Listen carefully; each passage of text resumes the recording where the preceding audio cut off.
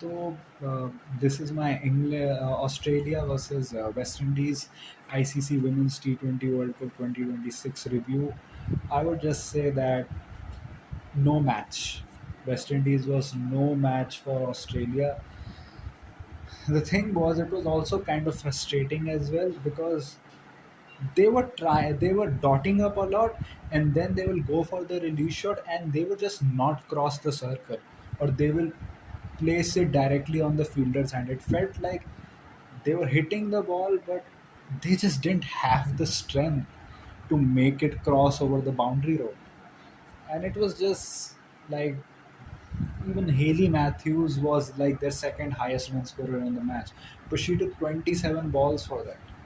Like Deandra Doughton, who got injured, came at number 8, and the way that she was like just swinging her bat and smashing the bowlers, like that kind of saved their like respect, because otherwise they were not doing anything.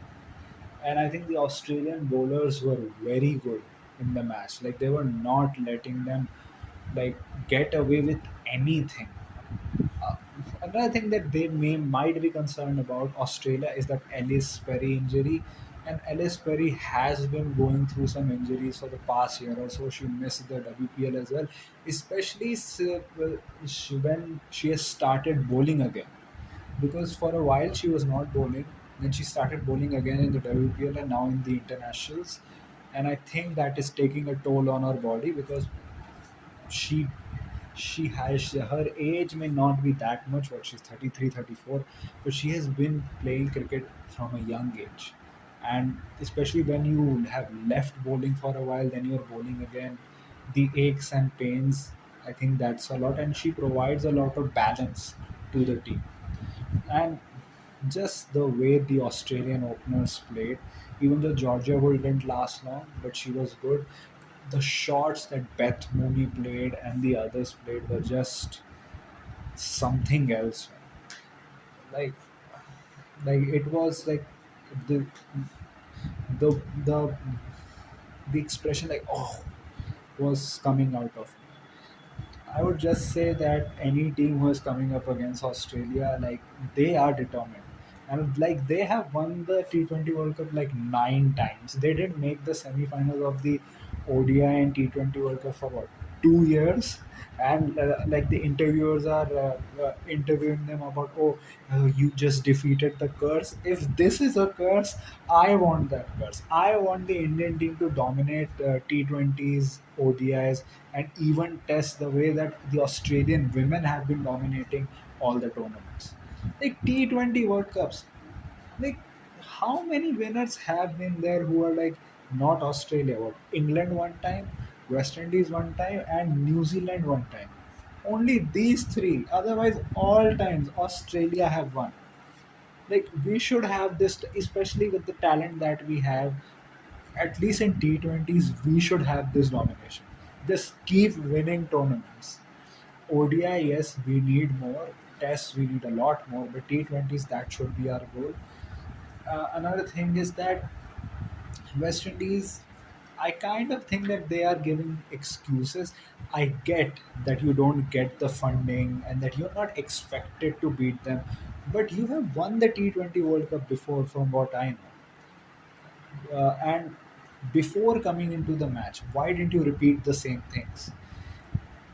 I agree with what she's saying, but you need to keep the consistency. You need to say it always then. It cannot be that once you lose, you say that, but once you win, you don't even mention that.